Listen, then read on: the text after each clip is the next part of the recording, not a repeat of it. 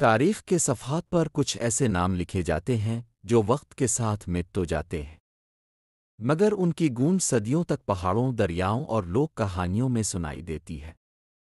آج ہم آپ کو لے جا رہے ہیں بلوچستان کے اس دور میں جہاں ایک بہادر خاتون، بی بی شرین، نے دشمنوں کے سامنے جھکنے کے بجائے اپنی جان دینا پسند کی۔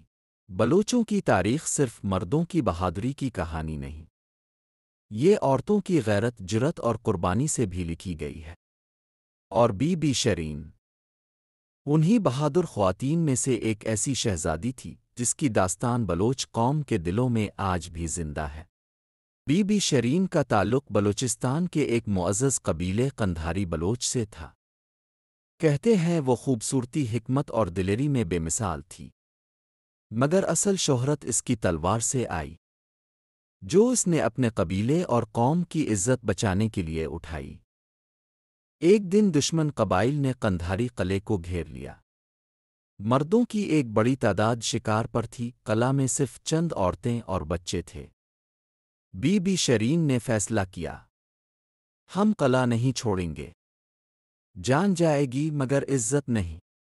بی بی شرین نے جنگی لباس پہنا، تلوار سنبھالی اور قلعے کی قیادت خود سنبھالی۔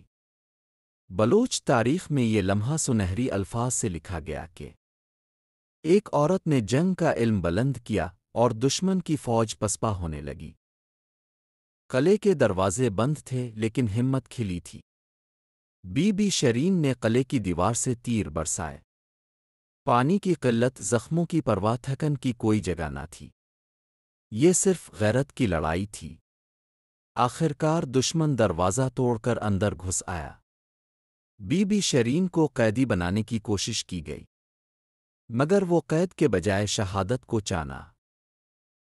کہا جاتا ہے بی بی شرین نے آسمان کی طرف دیکھا اور اپنی عزت بچانے کے لیے قلعے کی بلند دیوار سے چھلانگ لگا دی۔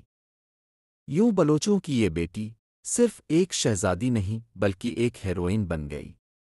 آج بھی بلوچستان کے دیہاتوں میں بزرگ عورتیں بی بی شرین کی کہانی سناتی ہیں۔ یہ صرف ایک افسانہ نہیں، یہ پیغام ہے۔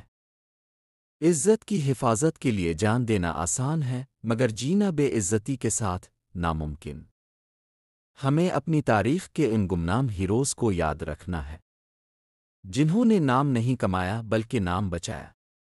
بی بی شرین، بلوچ قوم کی وہ بیٹی جو آج بھی زندہ ہے، دلوں میں، کہانیوں میں اور غیرت کی ہریالی میں۔ ٹیکسٹ اسکرین پر۔